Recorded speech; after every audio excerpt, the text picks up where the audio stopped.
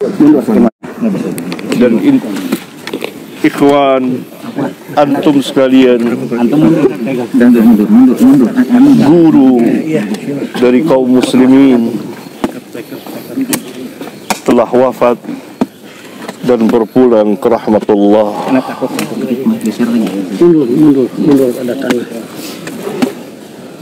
Beliau yang saya kenal dari puluhan tahun yang lalu, tepatnya pada tahun 83,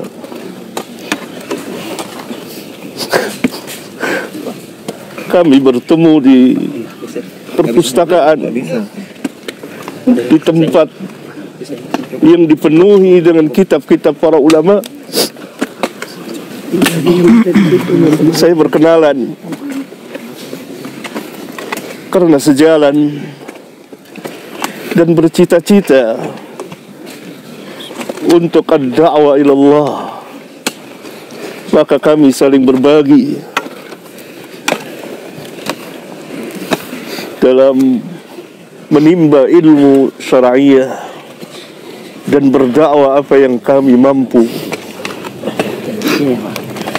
Terus berlangsung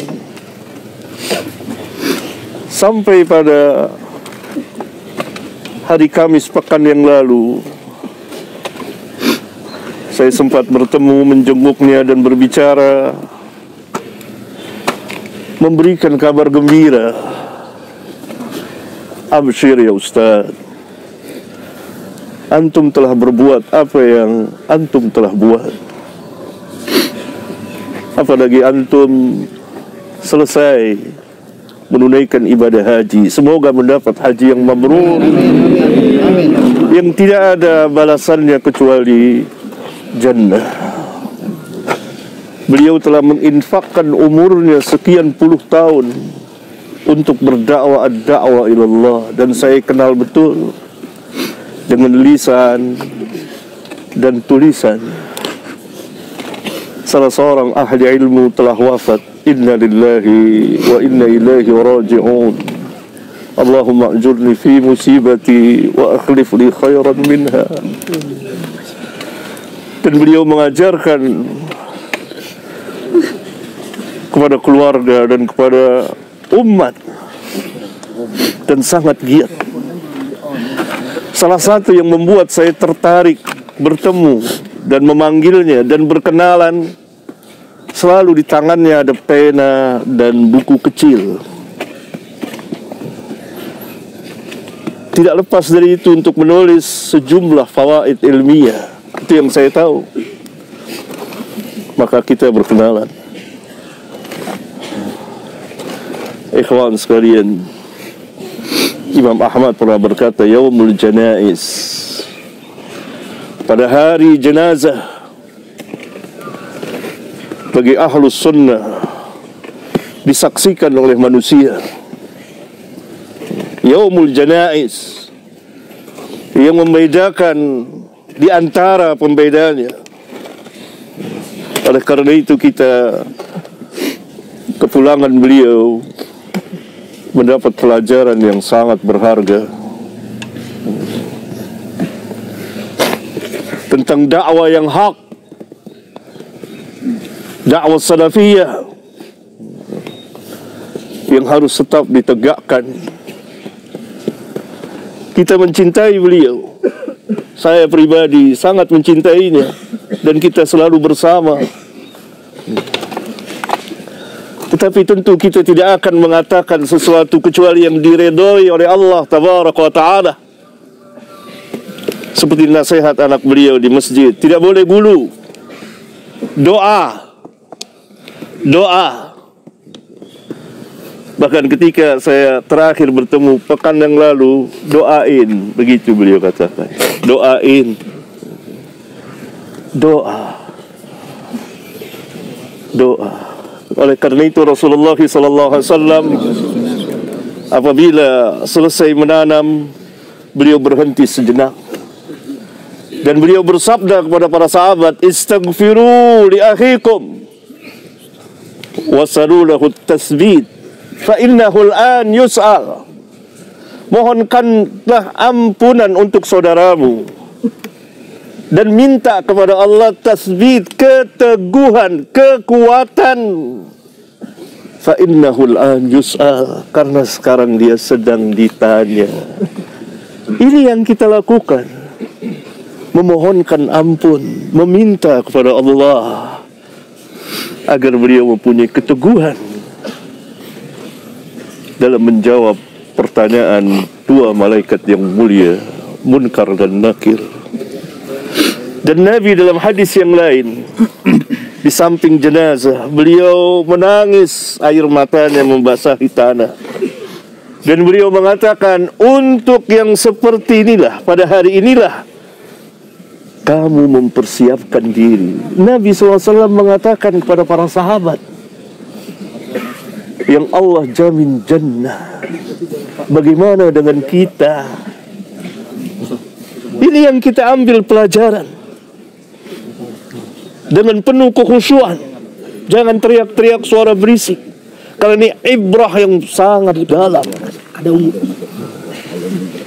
Kita berduka dengan kepulangan Ustaz Yazid rahimahullahu ta'ala.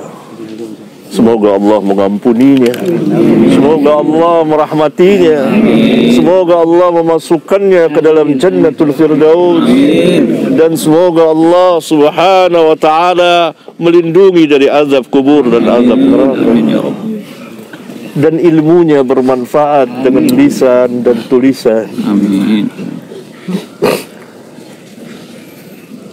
Utsman bin Affan setiap melewati kubur, berada di kubur, beliau menangis. Dia menyebut kubur, nangis. Ditanya, kenapa engkau menangis ketika disebut kubur atau berada di kubur, dan ketika disebut neraka engkau tidak menangis?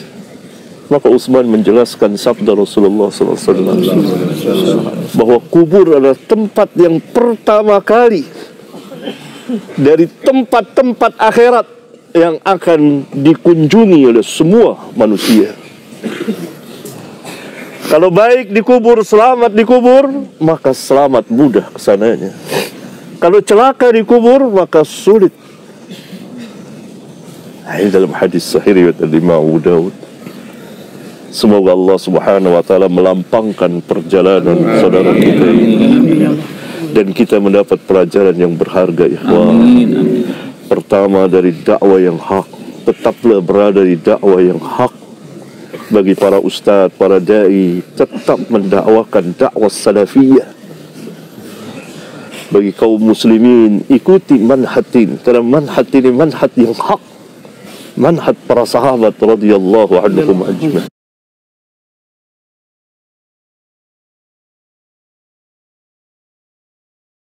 Radhiyallahu anhum ajma'in. Yang kedua, kita mendapat pelajaran kematian, bahwa semua kita akan seperti, entah kapan waktunya. Tidak ada yang tahu perkara yang gaib. Saya Kamis kemarin meminta izin pada anak beliau, dia berada di ruang ICU. Hati saya gelisah. Kenapa hati saya gelisah? Saya harus ketemu, saya harus minta izin kepada anak beliau. Biar gimana saya harus ketemu. Saya berangkat. Saya masuk bersama Ustaz Zamzami dari Pekanbaru, yang juga dari Pekanbaru datang kemari untuk menjenguk. Beliau dicintai banyak orang. Maka saya melihat, tenang hati saya. Bahkan 2 jam berselang 3 jam, beliau telepon, Papi, Abah sudah meninggal. Kita tidak ada yang tahu perkara yang gaib, rahasia Allah, dan ada hikmah di balik itu. Perjalanan beliau panjang sekali, berlika-liku, suka dan duka. Doakan semoga Allah menerima amal kebaikan beliau, menghapuskan kesalahan beliau, dan beliau menjalani sakit yang Nabi SAW mengatakan sakit itu dapat menghapuskan dosa. Semoga bersih ketika beliau wafat. Amin. Assalamualaikum warahmatullahi wabarakatuh. Waalaikumsalam. Aku akan itu.